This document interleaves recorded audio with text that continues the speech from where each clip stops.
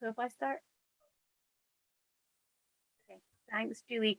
Right, so hi and welcome everybody. My name is Marion McLaughlin and I am the CEO at Autism Understanding Scotland. Tonight we're going to be having a little look at transitions around education. We always want to know who are the people that are doing any training anytime we go to anything at all, or if we go to a webinar. I am a late diagnosed autistic woman. I was diagnosed 4 years ago when I was 39. I'm a former primary school teacher, so helped pupils with transitions through education. I'm also the mother of an autistic child, so supported their transitions in education as well. And I'm also one of the spokespersons for the Scottish Government's Different Minds campaign. Flick, who are you? Hello, I am Felicity, or Flick. I will answer to either. I'm the senior autism practitioner at Autism Understanding Scotland. I, like Marion, am also a late diagnosed autistic person myself. I was only diagnosed officially last year. So yeah, I think it'll be coming up for my 1 year anniversary soon. I should really have taken note of the date, to be honest. I don't do we dates. can find it. We can find it. I'm also mother to 2 autistic children, and I'm one of the co-chairs at the moment on the Aberdeenshire Autism Strategy Planning Group as well, and facilitating some of their working groups at the moment. Thank you. So in true teacher style, I do like to set out our learning intentions. So we're going to have just a chat around what are the transitions in general. So we're going to look at small transitions, but then we're also going to have a look at, bigger transitions that students can go through. And we'll have a look at why, some autistic people really benefit from these support, what kind of supports they actually benefit from, and why we need them in the first place. So when we're looking at transitions, we put together a little list of some of the everyday transitions that you get in education. So just even coming into the building is a transition. Before you even start school, you have a million transitions. There's getting out of bed, there's going to the living room, there's starting your breakfast, there's finishing your breakfast, going to the toilet, all of these different things. There are loads and loads of different transitions. Getting changed into your school uniform, getting into the car, walking to school, and then actually coming into school. So by the time you've got to school, you've already gone through a million transitions. And then once you're in school, there's even more, isn't there, Flick? Yes. So, once you're actually in the building, and that's often a really big one that a lot of autistic kids kind of struggle with, is that initial transition into the school. But then once you're there, if you need to go to the toilet, leaving the classroom, going into the bathroom, all of that's a transition. Having to stop for a snack or for break or for your lunch or anything, anything when you're stopping one task and moving on to go and have food or anything, that's a transition. Getting ready to go outside, actually then going outside, so that the getting ready is one transition, and then the actually physically leaving the building to go out, that's another transition. And then of course you've got the opposite, where you're coming back in again, and then maybe you're sort of taking off your coat and everything. For some kids they'll be changing their shoes, that's all another transition. Getting changed for gym, that's another transition. Moving from one task to another, moving from doing science onto sort of doing some literacy or whatever it is, that's a transition. Even within the same subject, moving from one task to another, or even one question to another, it's still a tiny transition in itself. Moving to a different room, changing the color of coloring pencil you're using, that's actually a transition. And then also if you've got like a substitute, or a specialist teacher coming in to teach something, that's another transition as well. So essentially when we're talking about transitions, and especially these little ones, it's anything where you're stopping one thing and you're starting another thing. And obviously our days are just filled with transitions. Every time you're having to do anything, basically you're going to be going through sort of certain transitions. I think there's so many things as well that a lot of other people don't necessarily think about, because I sometimes struggle with the transition between going from inside to outside and outside back inside, because then there's difference in temperature. Outside there might be a lot of wind. I really like it when it's windy. I love walking in the wind. This is great. So being out in the wind and getting that good sensory support from there, and then going from that into coming inside where I don't have the wind, that can be quite tricky to get used to. It's like, I think the analogy that we'll sometimes use is, you know what it's like in winter when you know you have to go into the shower and you're going to be cold after you take your clothes off, and then you're going to be warm in the shower, and then the thought of coming out of the shower again, because of, yeah, that's what it's like for us whenever we're going through some of these transitions, whenever we're thinking to some of the sensory things with them. But there's an awful lot of other stuff that go on with transitions, and this is a little piece of work that we do tend to share quite a lot at our organization because it's just such a good one. And it's called The Tendril Theory. It's why it's hard to switch tasks, and it's by an autistic writer called Erin Human. And everybody will get a copy of the slides afterwards. So, you know, we've shared a PD, we're going to share a PDF and a recording to everyone who's signed up afterwards. But it says, for those who can't read it, when I'm focused on something, my mind sends out a million tendrils of thought. It expands into all of the thoughts and feelings. When I need to switch tasks, I must retract all of the tendrils of my mind. This takes some time. Eventually, I can shift to a new task. But when I'm interrupted or must switch abruptly, it feels like all of the tendrils are being ripped out. That's why I don't react well. Please give me time to switch tasks when I'm ready. And I think that, you know, as an autistic adult, I really resonate with this because when I'm really focused in on something and somebody interrupts me, it can actually feel physically painful at times if I'm in a really big flow state. So we do have some suggestions on how to help with that switching task. But I mean, I remember when I first found this little graphic and just thinking this explains it just so beautifully and perfectly. It's really succinct, isn't it, Fleck? Yeah, no, absolutely. It really does kind of resonate.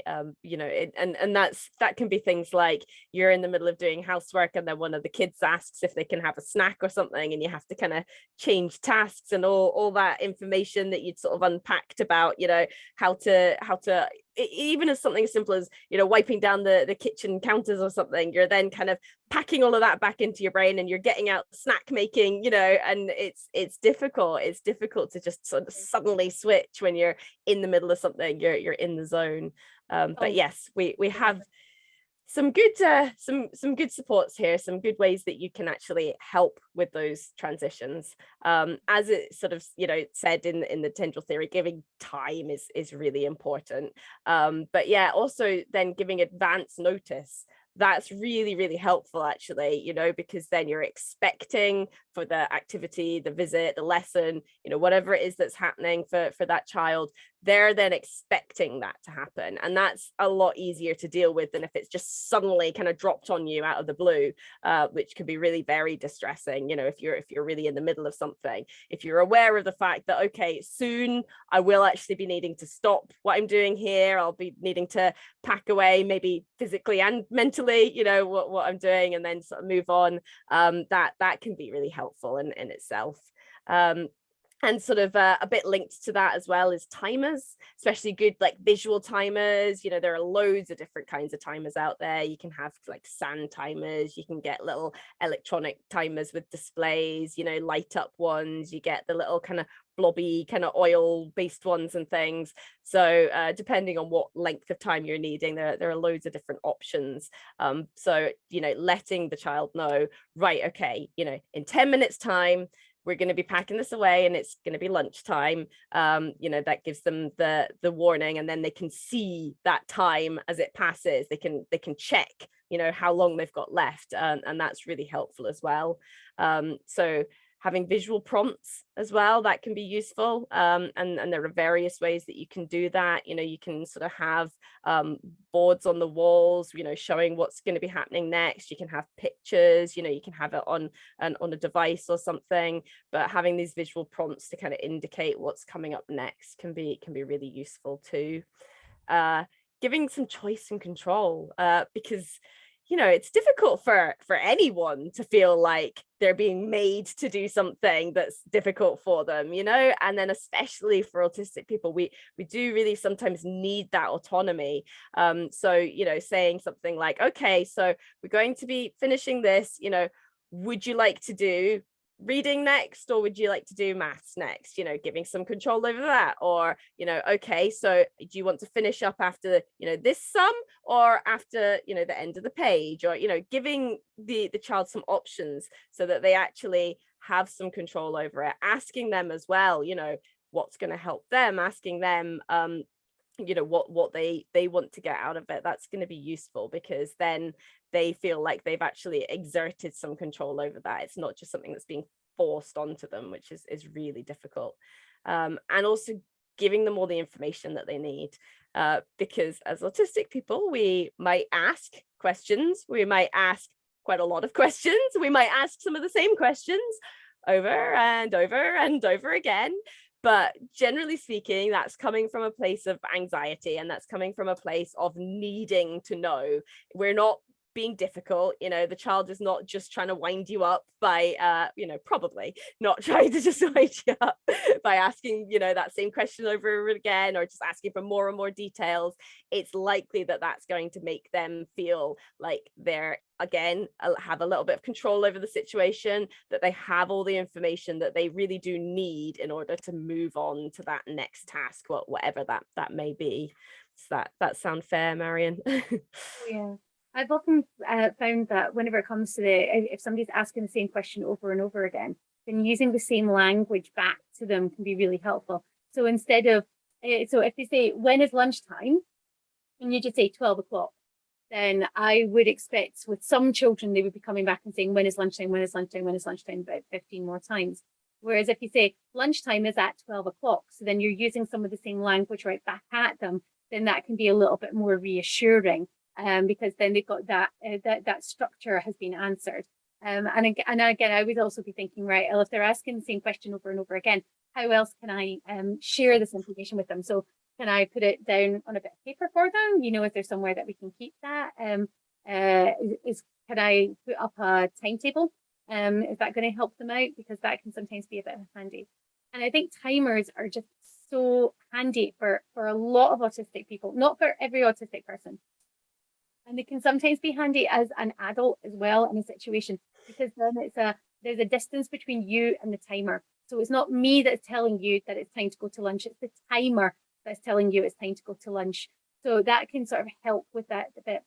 And certainly some of the autistic children that I've worked with have said to me, oh, right, can we put on a timer for this so then I know when we're finishing? Great, absolutely. And then make sure that they've got proper access to it. And the brilliant thing as well, I think, as parents and as educators, we've got timers on us all the time on our phones, right? So if we've got a phone in our pocket, decent chance it's got a good timer on it too.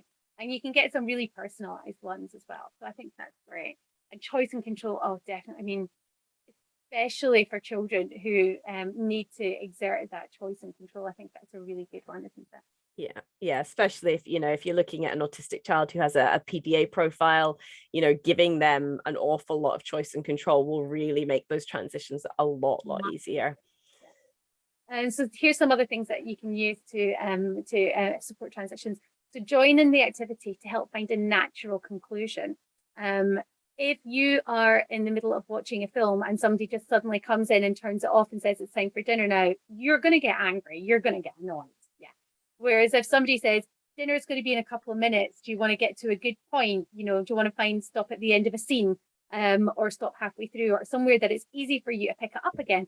That's going to be an awful lot easier. And it's the same for an awful lot of autistic children. So if, for example, they're in the middle of drawing a picture, can they finish drawing the part of the picture that they're working on? Can they finish colouring in the house, and then they can colour in the tree afterwards? So then they can, find just a natural stopping point that they can then go back to, and then let them know when they can return to the activity. So if this picture is half finished, when are they going to get to finish it off again? Because otherwise that's going to create anxiety that they've started something and they haven't quite finished it off. So I think that's always a good thing to be doing, is like, right, okay, we need to stop this just now, but after break time, you can come back to it, and then you can do your reading with me or whatever it is that they have to do next. Special interests can be an absolutely brilliant thing to be using if you've got permission from the child as well. So we don't ever want to hold special interests hostage and say you can get this when this is fulfilled. That's not how it works with a special interest. Withholding a special interest is going to increase anxiety rather than decrease it. But sometimes special interests can be really handy whenever we're doing transitions. So for example, if you're giving somebody a support object, like if they're transitioning from one room to another and they're in nursery, they might want the nursery teddy to go. But if the nursery teddy has maybe got a Pokemon t-shirt and the kid's really into Pokemon, that's going to be a little bit more helpful as well. So something that they're really, really interested in. And using a special interest can it also be right? Okay, we're going off to PE now, and it's going to be dance, which I know is a big interest of yours. So that's that's one of the reasons why we have to do these other things, so then we can get to the dance. Some autistic people might need a little bit of extra time to process if required. I tend to find that I'll drive home after the end of a long day, and then getting out of the car and coming into the house is a transition. So sometimes I might sit in the car for just a couple of seconds, maybe even a minute or two, before I'm ready to come out of the car and then go into the house. So again, if you've got an autistic child who maybe just needs to sit for a little bit to reorientate themselves before they go on to that next bit, that's okay. That's fine. That's something that a lot of us who are autistic really benefit from. And if we get the feeling that somebody is hurrying us, then that can be really, really, really difficult. So yeah, just give them that little bit of extra time and don't worry about hurrying. It's okay to say, oh, it is lunchtime now. Are you hungry? Okay, because if you're hungry, then yeah. But don't say, come on, you have to go, otherwise you're going to miss your lunch. That's going to create a lot more anxiety. Does that sound fair, Flick? Yep. No, that all sounds really good. And yeah, I do love a good support object or using a special interest. I mean, I think even as an adult, I'll use support objects sometimes. I was doing training this afternoon and I took one of my favorite fidget toys with me. I didn't end up using it because I didn't need to, but yeah. I call my car the Ninky Nonk. That's how I get my son in my car. All aboard the Ninky Nonk. Nice one. Yeah, that's a good show there. Right. Good use of special interests. So I think a lot of time when people think about big transitions in education, they just think about moving between nursery and primary, secondary and beyond. But it's so much more than that, isn't it, Flick? Yeah, you've got lots and lots of transitions in education. So, first off, starting nursery, that is a big one. But then you've got the moving from nursery to primary, and that might be in the same building. It might be in a completely different building. It might be in a different town, depending on the setup you've got, depending on where it is, depending on whether it's sort of feeding into that school or what's sort of happening. So the level of transition might be slightly different, but it's always going to be a big transition, and there's quite a change going from nursery to starting school. But then also moving on from primary to secondary is another big transition, and leaving secondary as well. But moving to a new year group, even within the same school, even if you're keeping the same teacher, because some schools will sort of keep the teachers with classes as much as they can as they move through, but just moving to a new classroom, or even if you're not moving classroom, because again some schools they don't sort of shuffle the kids around that much, you're just starting all over again with a whole new set of work. All the projects that you did last year, that's all sort of done and gone, and you're moving on to these new ones again. So it's a big transition. But you also might have things like moving to a new school, whether you've sort of moved house, whether things haven't worked out in a previous school, and especially then that's going to be a really big transition if you've got those sort of bad associations with school already there, and if it is part of moving house or something, there's a lot going on there in terms of transitions. So yeah, moving to a new class, whether that's a new actual kind of physical classroom, or whether it's a different year group, change of teaching staff, and it might not even be permanent. It might be one teacher going off on maternity leave or something like that, going on a secondment, but that's still a transition. That's still something that child's going to need to kind of get used to there. And yeah, there are lots of other ones as well. Friends leaving classes, that's a big one, and that's not something that you as a parent or the school can control. If their best friend happens to be moving away, then yeah, that's going to be a really, really big transition. new school building, maybe a new school building has been built and they're having to move. Maybe the school building has been extended, and then that's another transition. Change of head teacher as well. Again, that might be temporary or it might be permanent, but that's going to have an impact on the whole school, actually, because often like a new head teacher comes in and they want to kind of make their stamp on the school, so they're going to probably sort of mix things up a bit, make some changes. The ethos of the school might change for the better or the worse. It's likely that it's going to have a kind of trickle down effect through all the other teachers when you've got a new head teacher starting, or a change of curriculum as well. It might even be sort of governmental level that you're getting the change from, and they've kind of decided, again, you might get new party in, we need to make big changes in education, right? We're rolling out this new kind of curriculum or something. And so that's then another change to get used to. And quite often, a lot of the coursework will then have different pictures on it and things that you wouldn't necessarily even think of, but that's another thing that's another change, that's another transition that they're going to have to get used to then. And I think that, some people just don't think about all of these ones, do they? They sort of won't consider all of them. I think as well, as an autistic teacher, I was working whenever they made the changeover from 5 to 14 curriculum to the curriculum for excellence. And that was a huge thing for me, because I remember they were talking about writing and putting together the curriculum for excellence whenever I started doing my teacher training back in 2004. So we knew it was coming for a very, very long time, but that transitioning over to the new one was big for me as well as a teacher. And then because I was sometimes sort of going, right, where are we going with this? And when we're putting learning intentions up on the boards, they would be different from what they were used to as well. So it does take quite a bit of time to get used to these things. And I think, sometimes halfway through the year, you are just going to have a change in teaching staff, And when I was teaching, I sometimes went off to have an operation for a couple of weeks. And I also, halfway through a year, one of my colleagues went off on maternity leave. So I took over from her class halfway through the year. And these are huge, big things for students to be taken on as well. Yeah. Alex has mentioned one in the chat, moving from summer holidays to school term, or even any holidays. Mm-hmm. Yeah, absolutely. When we're talking about how we can support the transition, though, so there's quite a few things that we can do with these. Now, we've written an ND guide, a neurodivergent guide, and I'm bet is that a lot of you are thinking, what on earth is that, right? Okay. I think that the premise behind social stories has traditionally been used for encouraging autistic students to be looking like everybody else. And I think it's a good idea for people to be sort of moving on and thinking about different kind of terminology and the way that we kind of support that. And I think an ND guide is kind of like a social story, except instead of telling someone how they should be acting in it, it's letting them know what's happening and giving them choice and control in whatever is going on.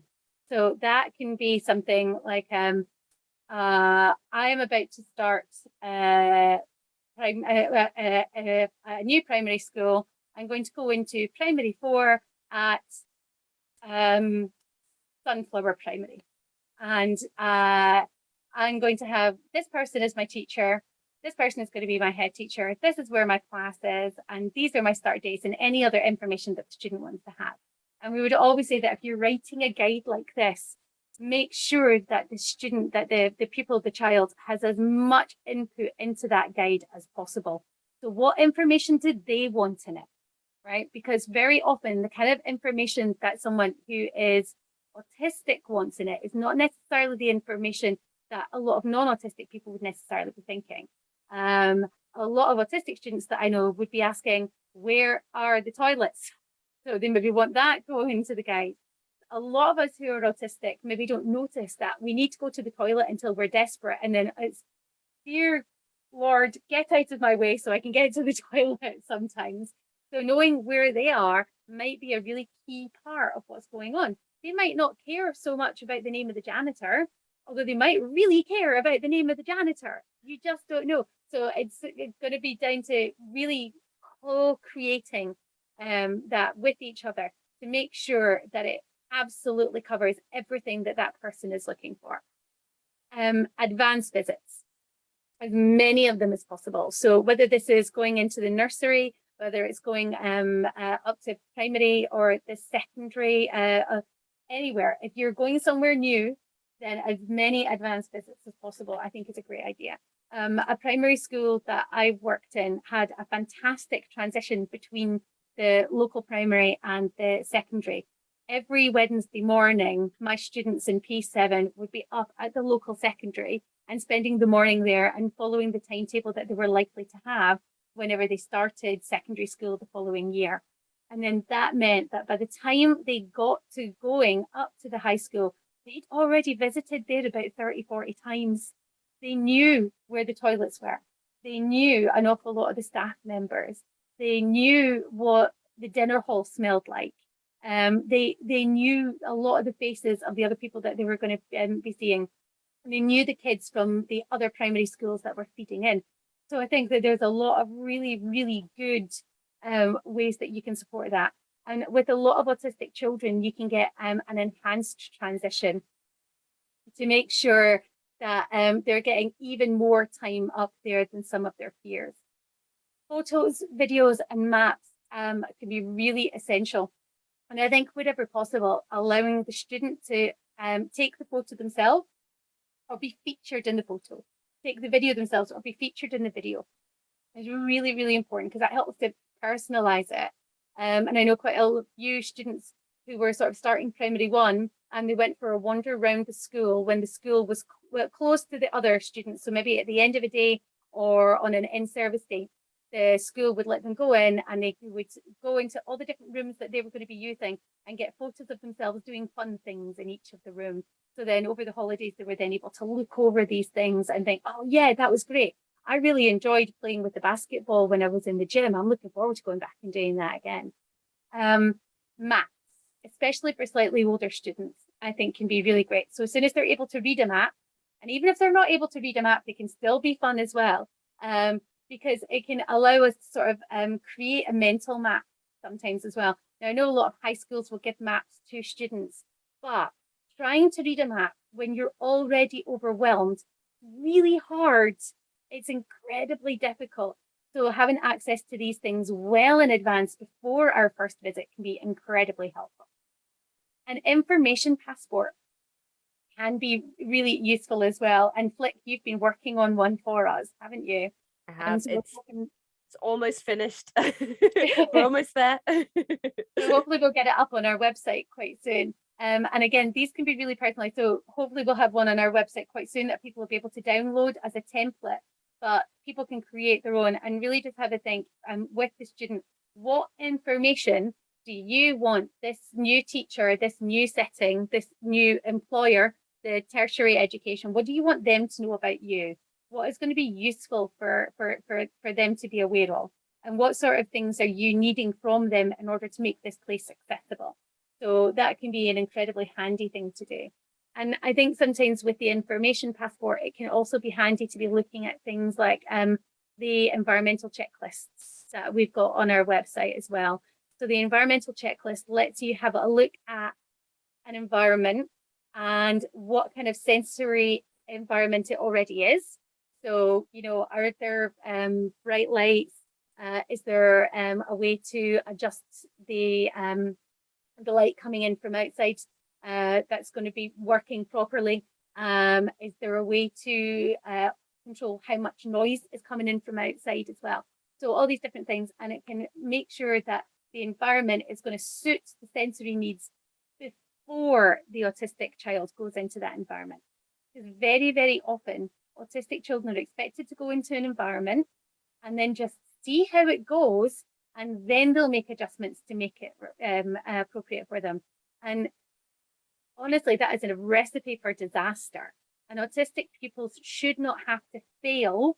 They shouldn't end up having to have meltdowns in order to get these reasonable adjustments put into place. So if we can get them put into place so that they're all ready to go on day one of them being in this environment, then that is going to be a far better outcome for everybody. It's going to be better for everybody in the class. It's going to be better for the teacher. It's going to be better for the other students. It's going to be better for the students in the next room. Everybody else in that corridor, they're all going to benefit from that. So that information passport can really be a big help. lots of opportunities to ask questions. And again, as Flick has already said, we might have other questions that other people won't necessarily think about. And if it's a question that gets asked again and again and again, and you're giving it back in the same language and you're still getting asked that question, find a way to share that answer with the students so then they know that they can get access to it at any time. And definitely building downtime. I remember supporting an autistic student who was moving from one school to another, had a visit to the new school, and it went brilliantly, really enjoyed it. Even big emotions that are positive can be really quite draining at times, especially if you've been quite anxious about it. You know, that this student was anxious about going to visit the new place. What was it going to be like? Were they going to be nice?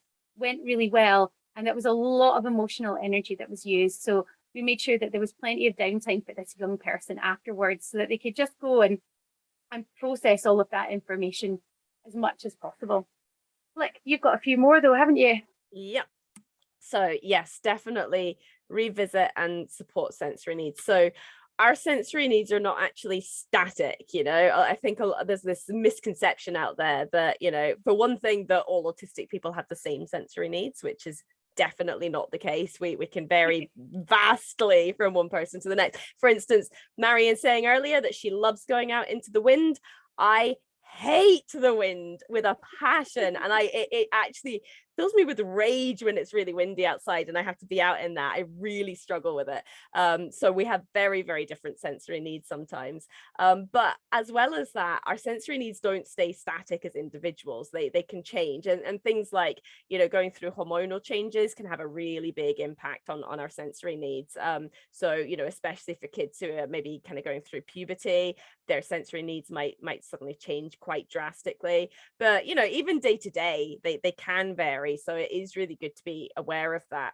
But thinking about that, and you know, Marion mentioned the environmental checklist that we've got online, and we do also have a sensory profile. Now, ideally, we would always say, you know, if you can get a referral to see an occupational therapist and have them create a sensory profile for the child, that is really what we would advise. However, we are very aware that they can, you know, actually accessing an occupational therapist, it can be a bit like gold dust, especially in certain local authorities. So, you know, that said, we do have one up on our website there in the downloadable documents section.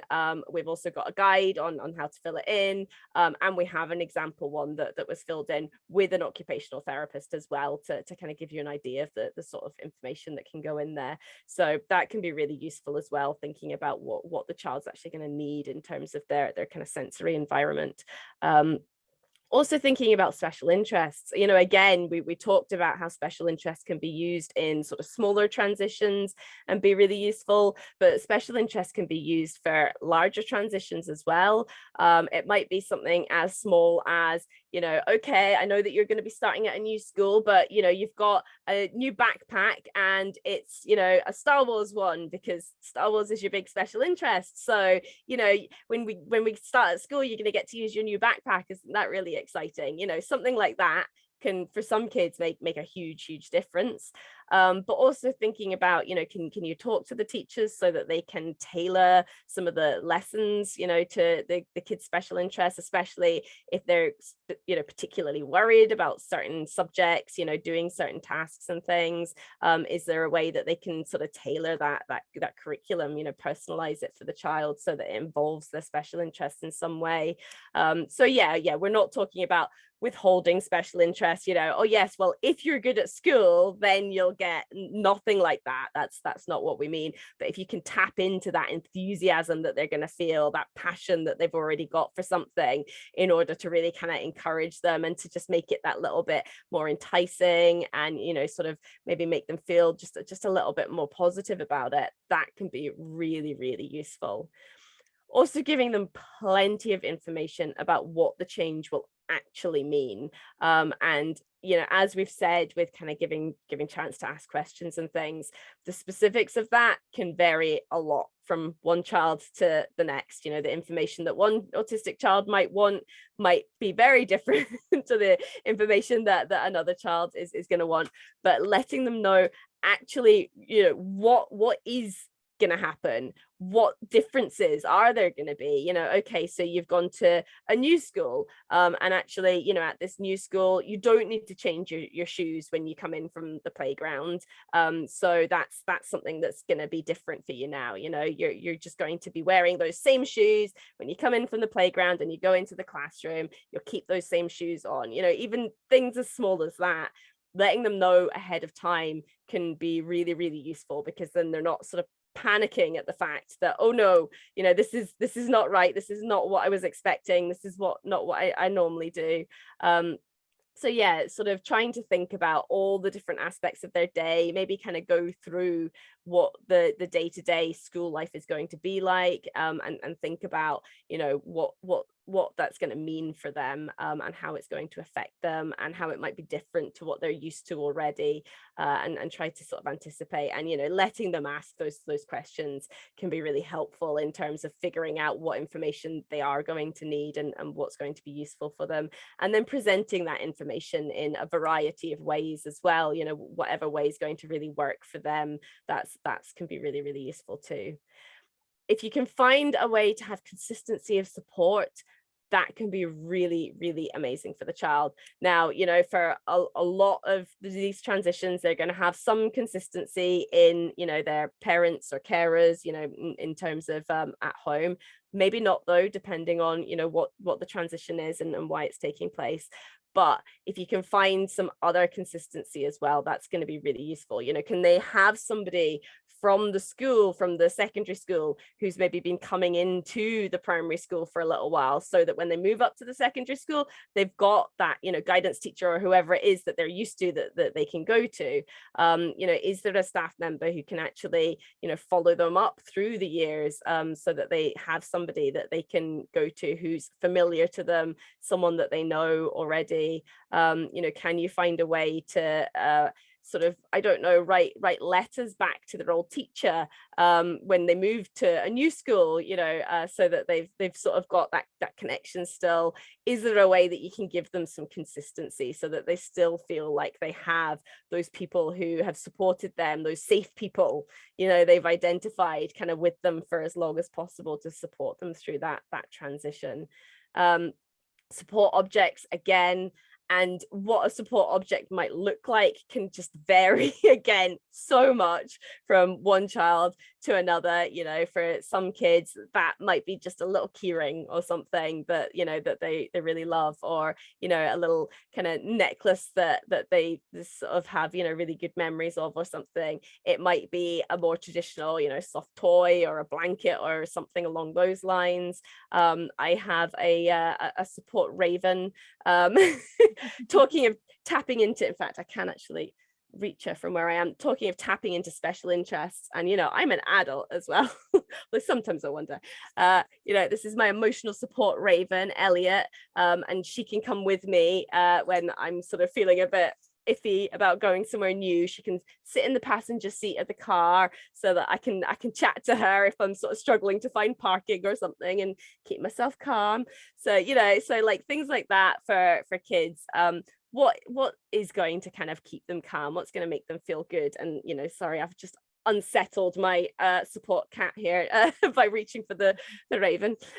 So yeah, is there an object, is there something that they can have with them that's going to help, that's going to make them sort of feel supported? And sometimes that you can have little techniques as well. I've known parents who have drawn just a little cross or something on their child's wrist, or a little heart on the back of the hand or something, and then they charge it up by giving it a kiss or holding it before school. And then right, anytime that you're maybe just feeling a little bit nervous, you can squeeze your hand, you can put your wrist to your cheek, and it's like you're getting a kiss from mummy, it's like you're getting a handhold from daddy, it's like you're getting that hug from gran, whatever it is. So sort of little things like that as well, along the same kind of idea as support objects. Sometimes for some kids that's going to be really helpful and just make them feel a little bit kind of more grounded, a little bit more supported, and like they've still got that connection to their safe people. It's also important to make sure that they've got mental health support, especially if it's a sort of bigger transition, if you're maybe looking at kind of like moving house to across the country or something. But even for some of those sort of smaller, big transitions as well, just really making sure that they are well supported and they have access to any mental health support that they might need. You know, a lot of schools might have someone that will provide that. They might be able to signpost you as well, if you are looking for some, you know, for professional support at all. So that can be really useful as well, just to make sure that the child is sort of staying mentally healthy, that they are kind of getting all of that good support that they need, and that it's not going to be sort of traumatizing for them or anything at all, which I know can sound quite dramatic, but actually, you know, for some autistic kids, yeah, they will just need a little bit of extra support, and that's fine if they do. Honestly, it's okay. But yeah, trying to find that if possible is really good.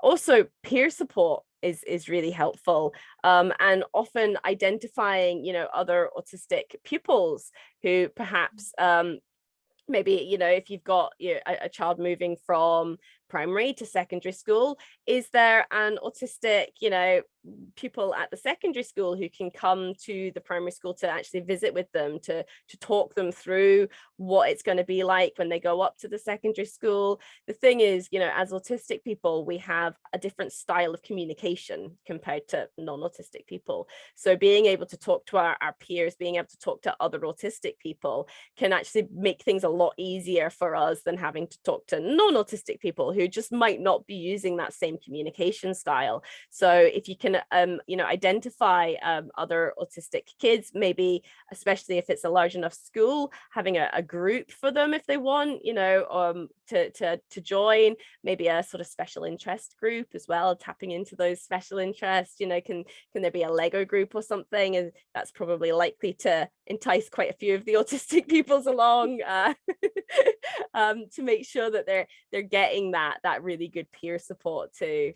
And then also having something like a mentor as well, you know, having an identified adult who they know, right, if I have any problems, whether it's, you know, during the course of the day, whether it's sort of a bigger problem at school, then that's the person that I go to. This is my safe person. This is the person that I can always go to with my problems. I can always go to ask questions, that I can always go to just check in. You know, sometimes we just need to check in as well. You know, we don't necessarily have an identified problem or question as such, but we just need to kind of go and sort of say, like, yeah, am I doing all right? Am I getting it right here? You know, is there anything else I'm supposed to be doing? And being offered that and having that identified for us, because, you know, yeah, sure, they could ask the class teacher, yeah, they could, you know, ask the sort of teaching assistant, yeah, they could go and ask the head teacher, but are they going to actually, are they going to have that confidence to go and ask the teacher or whoever, you know? Whereas if you have specifically told them ahead of time that this is your person, and especially, you know, it's really important to have them meet that person as many times as possible, get a chance to bond with them so that they do feel safe and comfortable with that mentor, and then they have that safe person that they can go to anytime that they might need it. Did I miss any other? Sorry. No, I think having a mentor that's got some shared interests can be really handy for some, because, well, one of the things that we've often found is that if somebody is quite anxious whenever we're first meeting them, if we ask them about a special interest and we're able to really properly engage with them on that, then it really relaxes them. And very often as well, whenever we're coming to the end of an appointment with somebody, if it has been quite an emotional appointment, talking about some of their special interests before we finish off can help calm them quite well. And I think one of the things that a lot of autistic people are particularly good at is spotting when somebody is feigning interest in something and saying that they're interested in it when really they're not. Is, yeah, like, you say you're into Marvel movies, but here's a key piece of information that most Marvel fans would know, and you don't have that. So yeah, it's really handy to be able to sort of really get that, someone who gets you. I think another thing that can be quite handy that I just remembered when you were talking about support objects, like, was a young autistic child that I know can get quite anxious with some transitions, and we had a chat about what might be useful for them, and what characters in movies get anxious and what helps them. So whenever they're in the car going somewhere that might be a bit anxiety provoking, they will take an iPad and they will watch Luca, because Luca says Silenzio Bruno every time they're getting really anxious.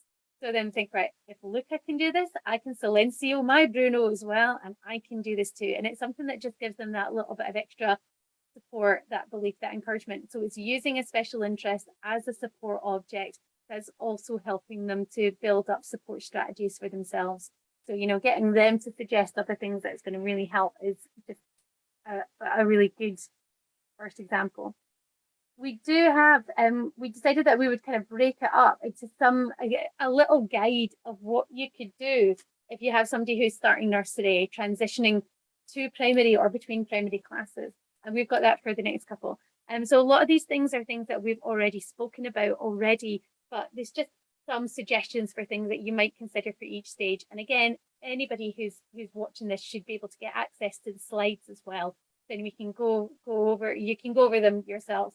But the first and foremost is ask people for their input on what would help, because so many autistic people are really good out the box thinkers.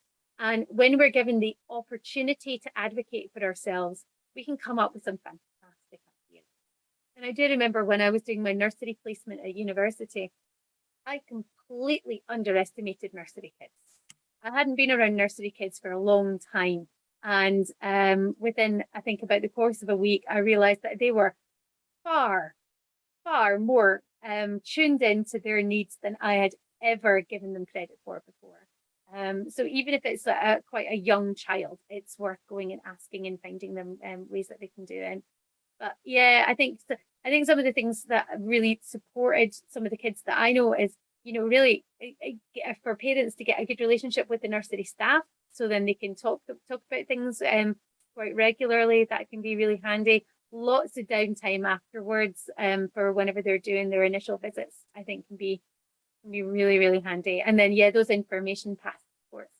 And I think sometimes if a pupil is starting nursery and they've been at a private nursery before, then sometimes getting that information from the private nursery about what's worked really well, as long as the family are happy with that too, that can be a really good one. What do you think? Any particular favourites for the between nursery to primary and between the nursery primary classes, ones that you found particularly useful in your practice? I do really like the idea of the kind of video welcomes and video tours and things. I think that's really, really useful to have that for a lot of kids. They can kind of watch and rewatch and go over again and again and again and again. Yeah. I do as well like the a book made by the current P1 children. And this is something that I would absolutely love to see a little bit more. So, the kids in P1, they did that transition last year. So what did they want to tell the nursery kids about that transition? That what would have been handy for them to have known? And if you've got any school mascots as well, then they're always nice to put in it as well. So it could be about the school mascot going up too. And I think as well, nursery kids, primary one kids love books that they've made themselves. They absolutely adore a book that they've had a hand in making too. So if they can sort of do a nice big floor book that's all about that transition, that can make a really, really big difference. I think buddying up with a fellow autistic pupil can be really handy. So if you're about to start P1, is there somebody who's in P5 or 6 who is also autistic that you could then be buddied up with and spend a little bit of time with? Because even if you're not necessarily, showing them around the school, but if you can spend some time, during house time together, or, sort of spend some time with them out in the playground, that autistic communication style with each other can be really handy, can't it? Yeah. And I know a lot of older autistic students in primary school love that responsibility of caring for somebody who is a little bit younger than them, don't they?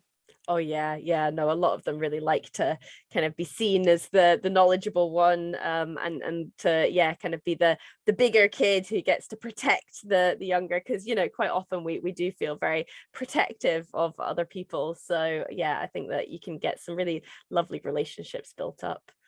Oh yeah.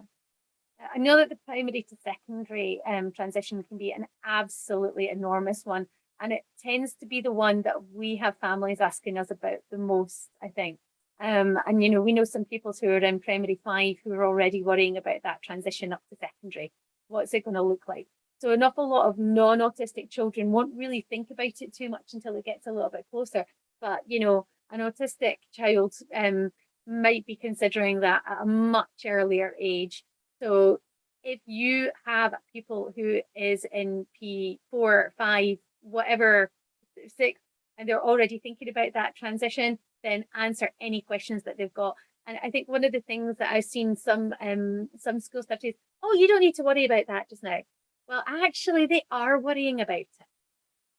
So, and if they are worrying about it, there's a reason for it. So instead of dismissing their feelings and their concerns, validating them and saying, you know what, I really understand why you're worried about this, because this is a huge transition. But here's what we can do to make it easier for you. And here's, you tell me things that are going to make it easier for you too. And then together we'll work on it. And then we'll see if we can ease some of those worries for you for just now. And then they might come back the next week with even more worries. You never know. But that's okay. Yeah. Then you can deal with those ones. Yeah. The thing is, you know, as an adult, I know that if somebody says to me, oh, you don't need to worry about that, that doesn't actually stop me from worrying about it. You know, does that ever actually, can you turn off, you know, your anxiety, your worries like that? Can you just go, all right, I don't need to, brilliant, okay, I can, you know, flip a switch now and it's gone? No, of course not. That's not how it works, you know. So it is really important to validate those feelings and then explain, you know, even if it's like, you know, in the future what we will be doing is we will be doing these advanced visits. We will be, you know, that's still helping them to know, oh, it's okay, you know, I will have time to get used to that transition, I will have supports in place, it's all right. I think the secondary and beyond one is another really, really big one too. I know that for some of us who are autistic, by the time I got to the end of secondary, I could not wait to get out. Seriously. So I didn't really need too much help with that transition because I wanted gone. So that was okay. Not that I hated high school, but I was done with it. I was finished there and it was time to move on. I was an adult. At least I thought so then. I'm still waiting to be an adult. But yeah, again, having a really good think about what it is that they're moving on to. So are they going on to tertiary education? Are they going to college? Are they going to university? Are they going to move into a job or an apprenticeship? Are they going to start volunteering somewhere?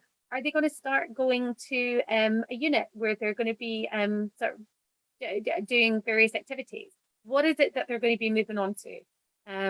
And then give them all that help and support. So can they do advanced visits to wherever it is that they're going to? If they're moving into work, are you giving them that support and what it's going to look like? Have you helped them to understand things like putting together CVs, and have you helped them with things like, you know, thinking about interviews and looking after themselves afterwards?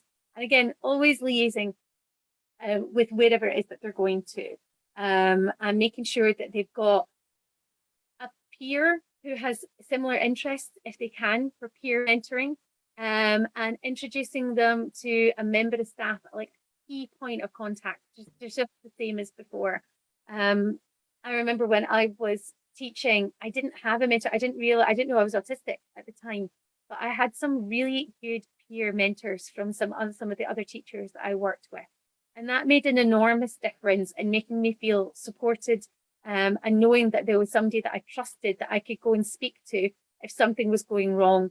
And it wasn't a member of the senior management team, wasn't the head teacher. It was, you know, that quite often it was the person who was next to me. So it doesn't need to be anybody sort of high and mighty in a new organization. It can be somebody who's sort of at the same kind of level of knowledge and understanding as you are as well. But again, things like photos and videos. I had forgotten to mention, like when we're talking about the primary to secondary, in Aberdeen City, during the first lockdown, students weren't able to go and visit the secondary the way that they would have ideally. So one of the members of the education team went around all of the secondary schools with a special camera to make 360 videos of each of the rooms so that the students were able to do a virtual tour.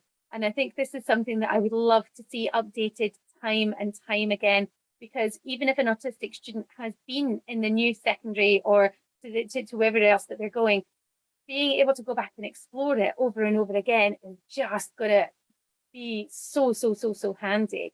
And I know kids who were in P3 who were looking at the secondary virtual tours just so then they could see, oh, when I go up to high school, this is where my locker is going to be. And it's a really exciting thing for them to do. And if you can make them feel excited about it, then that's going to make that transition just that little bit easier as well. And especially it lets you see, oh, right, in that classroom, they did do Pokemon maths. Amazing. Okay, that's good. Because it's up on the wall. I know that that's a possibility. That's amazing.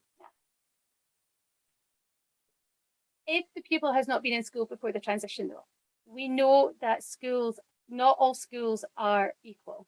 Not all schools are as accessible to autistic students as they should be. And that there are quite a few pupils who are not in education for a variety of different reasons. They might be getting home educated, they might be homeschooled, and they might be wanting to make a transition to go back into a school, or maybe they were out for the end of primary school, but they're wanting to start in a secondary school.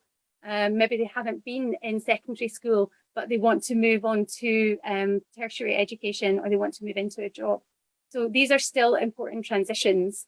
And I think it's really important, Flick, isn't it, to talk about why the school hasn't been accessible in the first place. Yes. Yeah, looking at why the child was struggling, why they weren't finding it accessible, were their sensory needs not being met, were their emotional needs, not being met, what went wrong there, because otherwise you're likely to just have the same problems again. So, it's really important to have a think about why they had that school phobia, why they weren't able to access the building or the whatever it was before, and how can that be those needs actually be met this time around so that they can get there, so that it is accessible for them. No, that's really important. And I think as well, taking it really seriously too, because I think that a lot of times some schools might say things like, but they're fine when they're in school. And then the child goes home. Yeah, so I can see some people sort of nodding and shaking their heads as well. Yeah. And then the child goes home, has an enormous meltdown, and they're clearly not okay. So it's really important to validate those lived experiences, to properly listen and get those pointers from the student about what actually is going to help, rather than what the school believes might help or the family believes might help. It should be the child leading the way on this one. I don't really like that thought of the child at the center, because as an autistic person, the thought of me being at the center that's surrounded by other people, nope, freaks me out. All right, let the child lead the way on this, let them take charge on it. What did they actually need? And how much of that can reasonably be done? And then put that in. And I think that's the thing. We have a responsibility as a society to provide education for the schools. Local councils have a responsibility to provide education. And it's their responsibility to make sure that the education is accessible. So if it hasn't been accessible before, where did it go wrong? What can we do to make sure that that doesn't happen again? And again, this should not be, right, primary school wasn't great for you. Let's see how you get on in high school, and then we'll try and make some changes. No, put the changes in right from the beginning, before day one, so then it's going to go a lot smoother afterwards. And that's where that's supporting the people to advocate for the support that they need moving forward. And I think, groups like My Rights, My Say can be really helpful for that. I think that's for 12 to 15-year-olds. That can be really handy for supporting them. And I think one of the big things that we try and do as an organization is empower autistic people to tell others what it is that we need and know what our rights are whenever we are going forward. And that's a really big thing that we should be encouraging people to do, because if we can go and successfully advocate for what we need, that's going to give us a lot more confidence for going and advocating again in the future. Yeah. And then supporting our to understand our needs as an autistic person. A lot of autistic people get diagnosed autistic and then nobody talks to them about what it really means, do they, Flick? No, we often in our one-to-ones, whether it's with parents, whether it's with autistic adults, we often have to start at the very basics of, what actually is autism, because nobody's ever told them. Nobody's ever even explained that kind of basic level. And so, yeah, they've got no idea necessarily that they have different sensory needs from their peers, that, you know, they have a different communication style, what that actually means in practice, what sort of supports might help them. And if you don't know what you need, then you can ask for it, you can't advocate for it. So, you know, it's really important to actually get back to basics and really help them to understand what it means for them to be autistic, what their autistic identity means to them as well, because it's not going to be the same. Again, just, you know, keep banging that drum. We're all different. So, you know, my autistic identity is not going to be the same as Marian's autistic identity or Anne's autistic identity, you know. So yeah, kind of really helping and supporting them to learn about what it means to them to be autistic, you know, what areas they are actually excelling in because they're autistic, you know, what are their strengths because they're autistic, as well as where they might need their, you know, more support because of different autistic needs that they might have. And then they're going to be much better placed to actually advocate for themselves, to figure out what it is that they need, and then, you know, ask for it, to mention the fact that, you know, something isn't working for them. Because as a child, I didn't really know that I had different sensory needs. So I just thought all the other kids were also really struggling in the lunch hall with the smell of everybody else's lunches. You know, I assumed that I wasn't sure, like, I don't know why they're able to just eat their lunches so quickly, and it takes me so long because I'm struggling with the smell from here and the noise from over here. And if I understood that, then I could have actually explained to the dinner ladies, you know, could I be sat in a corner of the room so that I'm, you know, not as close to the other lunches as other people? You know, potentially could I have my lunch in a separate classroom away from everybody else? Or, you know, could the time that I have my lunch be right at the beginning of the lunch hour, so that it's before all the smells have kind of permeated from everybody else's lunches, or whatever. So yeah, really kind of explaining to them what it means to be autistic, what those needs might be, so that they're then able to advocate for themselves is absolutely massive. I think a lot of people don't realize that autistic people have a really rich history and culture as a community. You know, it's not like autistic people don't have a background, and that shared history that we have, and those different things that we have going on, that different culture is really, really important. And just knowing that that exists can make a big difference into that, accepting who they are, learning about who they are, accepting who they are, and then putting those supports in for themselves. And I think that if you're at home and you're able to say, right, this is a difficult environment for me, so I'm going to wear ear defenders, I'm going to listen to music whenever I'm going shopping with mom. That makes it a lot easier than to do those things whenever you're in other environments too. Yeah. And I think we've mentioned the sensory profile and the environmental checklist a couple of times, haven't we? But really important, go and revisit those. I think even like throughout the day. At the moment, there are certain clothes that I can maybe stand at the beginning of the day, but then by the end of the day, I can't stand them. And you're the same, right, Flick? Oh yeah, no, definitely. Yeah. I have times where you get dressed in the morning and that's absolutely fine, and then it gets to about lunchtime and I have to go and get changed, because now suddenly I can't tolerate, you know, having a polo neck top on, because it suddenly feels like it's too tight around my neck, or, you know, suddenly I need to kind of change into something that is actually a bit tighter, because I'm sort of getting annoyed with the loose baggy clothing kind of constantly catching on things or something. So yeah, sometimes your needs can kind of change just within a day. And so again, being aware of that, being aware that that might even happen is a really big, important step for a lot of autistic people, because that's not discussed an awful lot of the time, is it? No, and I think, you know, I remember being taught that autistic sensory needs get less over time. And that was one of the reasons why I believed that I couldn't be autistic in the first place. If somebody had said to me, actually, your sensory needs are going to change when you're hormonal, when you're tired, whenever you're stressed out, if they'd actually spoke to me about these things, then I probably would have realized I was autistic a lot younger. And if we haven't said it enough, because I don't think we have, ensure that the correct supports are put in place before the transition takes place. I don't think we can say that one often enough. I really don't. Just before we finish off, we thought it was really important to sort of talk about some of the other transitions that might be experienced by the pupil that can really be impactful on their experiences in school as well. So this is not an exhaustive list by any stretch of the imagination, but this is just, for any school staff who are here who maybe don't have autistic kids at home or don't have any kids at home themselves. These are some of the things that can be really, really impactful as well. Puberty is massive. And it's been a long time since I went through puberty, but I still remember, so many of those with your body shape changing, things like voice changing, hair sprouting all over the place, all these different feelings. It's so confusing. And it's so much harder to go through transitions whenever you're already going through other transitions yourself. Yeah. I did move house a lot when I was a kid though. That was every time it was a huge transition, packing everything up, moving to the new house, unpacking everything, packing everything up, moving to the new house. That's really hard, isn't it? Yeah, I had the big move from sort of southeast England up to here, sort of local area Aberdeenshire. So that was a huge transition. I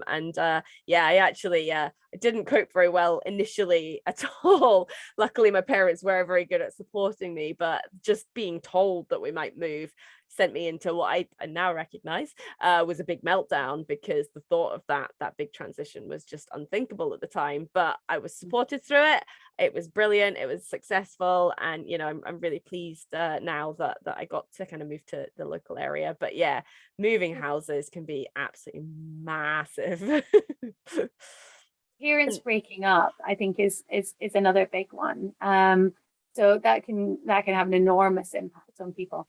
New siblings as well. And I do remember one former student that I had who, whenever he found out that his mum was expecting a wee brother or sister, suddenly did an awful lot more sensory seeking in the classroom than we'd ever seen before. And it was because they were just needing to feel a little bit more grounded because of this big change. Delighted they were going to be a big brother again, absolutely thrilled. But there's still a lot. Yeah, a death in the family can be incredibly difficult for a lot of autistic students.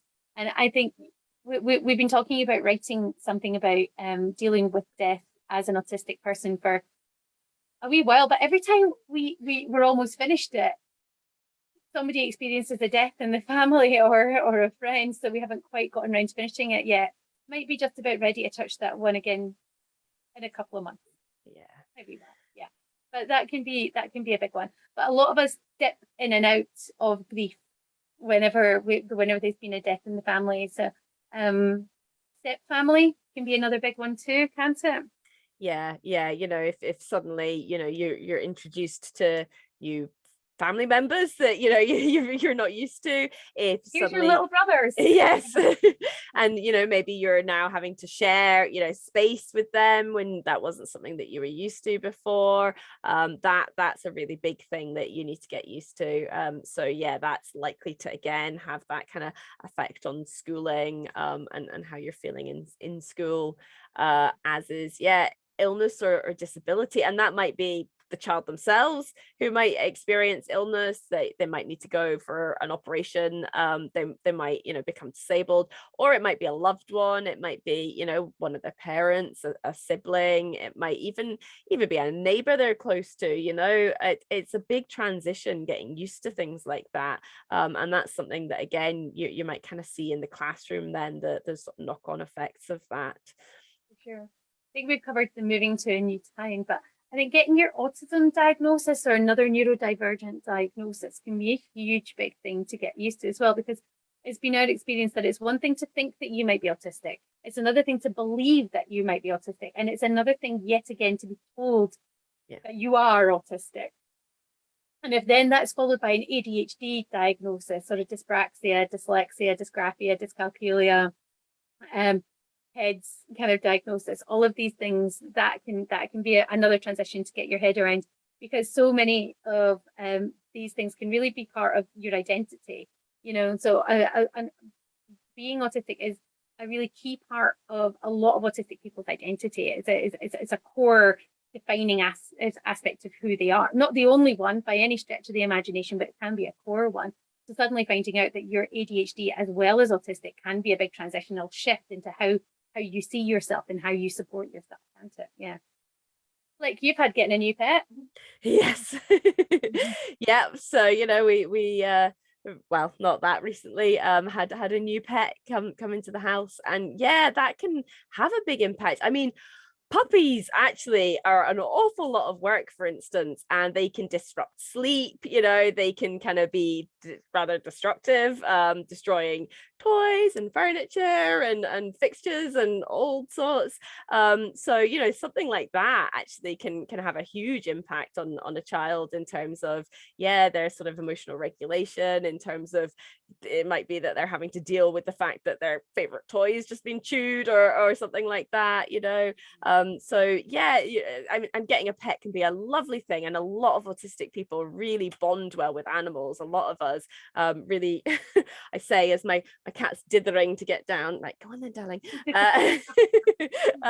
We really can feel very connected to animals, but it is a big transition, actually, getting a new pet in the house, and sort of learning how to take care of them, and having to change your routine and things like that. So again, that's one that you might see, having that kind of knock-on effect at school. Mhm. As is, yeah, if a parent's job changing, if they're suddenly out of the house when they weren't before, or if they're working different hours to what they were before, if they're suddenly more tired than they were before because they've got new stuff going on, the cat does not know what she wants to do, then that that can have a huge effect as well, can't it? I think that's not to Oh, be kind of. absolutely. Yeah. Especially if the hours start expanding and there are more than they used to be, that can definitely have a big impact. And relationship changes for the people as well. Sometimes some autistic pupils might mature at a different rate to their peers. So sometimes they might be more mature than some of their peers. Sometimes they might be more immature than some of their peers. So it's not like a cookie cutter standard. And if you've been really good friends with somebody in primary school, sometimes that good friendship doesn't always translate into high school. Sometimes somebody you weren't friends with in primary school suddenly becomes your bestie whenever you're in high school. So that those can change. And also, some autistic people have romantic relationships. I know. Some people still have this idea that a lot of autistic folks just aren't interested in that kind of thing at all. But most autistic people have at least one autistic parent. So yes, a lot of autistic people actually are really interested in relationships. Starting a romantic relationship with a classmate, ending a romantic relationship, these are big transitions as well that you might get. And I've even seen some primary students have great big romances that have a tremendous impact on their work at times as well. So this isn't just for the secondary school students. Largely it might be.